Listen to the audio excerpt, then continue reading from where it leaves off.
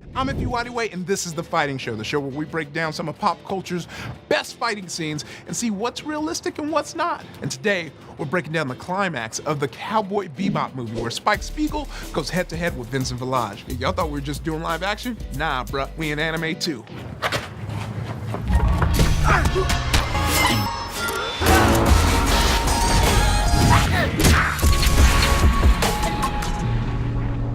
I'm back today with Lauren Mary Kim, and while there is an Elektra in this movie, this isn't the one we're talking about. This is more of a iffy choice. I'm a big Cowboy Bebop fan. I love Spike. This is a pretty intense scene. This is the climax of the movie. Basically, Vincent has been trying to release these nanomachines, and he does eventually do it, which weakens Spike, and eventually kind of leads to some bad stuff happening. I'm not going to spoil it.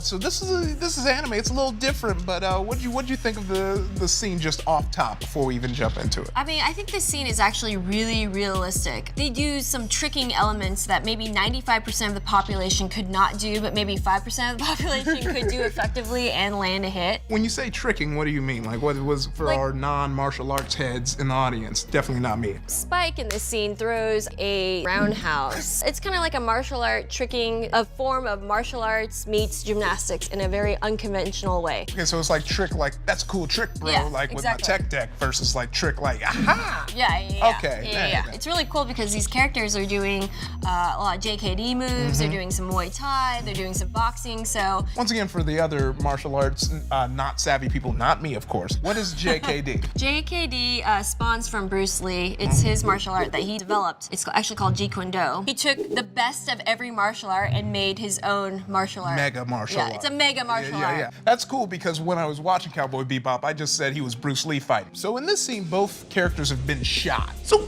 that aside, what do you feel works? What do you feel didn't work? Well, the first move that we're breaking down is Spike throwing a really fast spinning back fist. You know, we thought about this for a while and you're like, you know, actually this would probably surprise your opponent. First of all, that they're spinning like really fast and then back fisting you. Yeah, that surprised me right now. I didn't know what to block. I didn't even know I was gonna do that. I surprised myself. I don't think a lot of people throw them, but I think these characters are skilled and they can do that. Because no one does expect you to give your back to your opponent and then come back, but with a fist. Yeah, only proficient fighters that are confident with stuff like that should be throwing moves like that. Yeah, because mine was significantly slower I knew than what you were yours. doing. I knew what I was gonna do after that. I I totally was telegraphed that.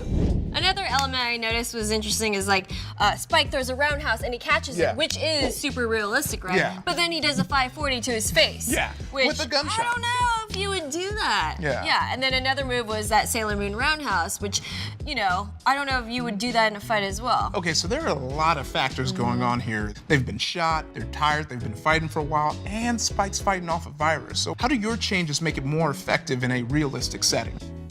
We took out the tricking moves because we feel like most people can't effectively throw them and land them. So we just wanted more concise moves, and then I feel like at the end we can go into more of like a clinch, more MMA moves, something that's more realistic since they're both very, very tired.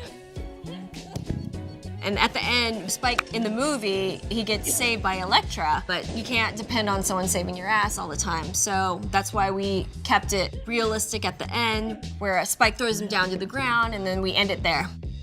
The tricking moves seem like they take up a lot of time, so with your moves, it's a little faster, so maybe he'd be able to get them off before the virus took over. Yeah. I think that about does it. Thank you so much, Lauren. Where can people find you? You can follow me on YouTube and Instagram at Lauren Mary Kim, and I have a fight series called Cully Diaries that you should check out.